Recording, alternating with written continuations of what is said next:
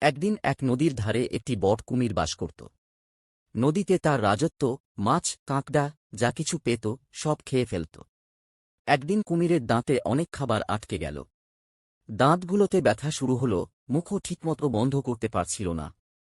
সে গর্জন করে বলল, আহ, এই ব্যথা তো আমাকে পাগল করে দেবে।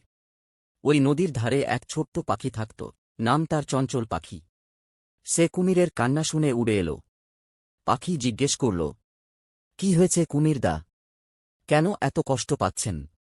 কুমির গর্জে বলল, দাঁতে কিছু আটকে গেছে, মুখ বন্ধ করতে পারছি না। চঞ্চল সাহস করে বলল, আপনি যদি প্রতিশ্রুতি দেন যে আমাকে খাবেন না, তাহলে আমি সাহায্য করব। কুমির মাথা নাড়ল। তখন ছোট পাখিটি কুমিরের বড় মুখের ভেতর ঢুকে দাঁতের মধ্যে আটকে থাকা খাবার বের করে দিল।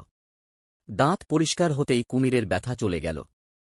সে খুশি হয়ে বলল, ধন্যবাদ ছোট্ট বন্ধু, তুমি আমার জীবন বাঁচিয়েছ।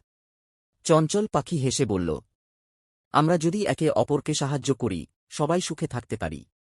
সেই দিন থেকে কুমির আর পাখি হয়ে গেল ঘনিষ্ঠ বন্ধু। যখনই কুমিরের দাঁতে কিছু আটকে যেত, পাখি এসে পরিষ্কার করে দিত। আর কুমির তাকে কখনো কষ্ট দিত না।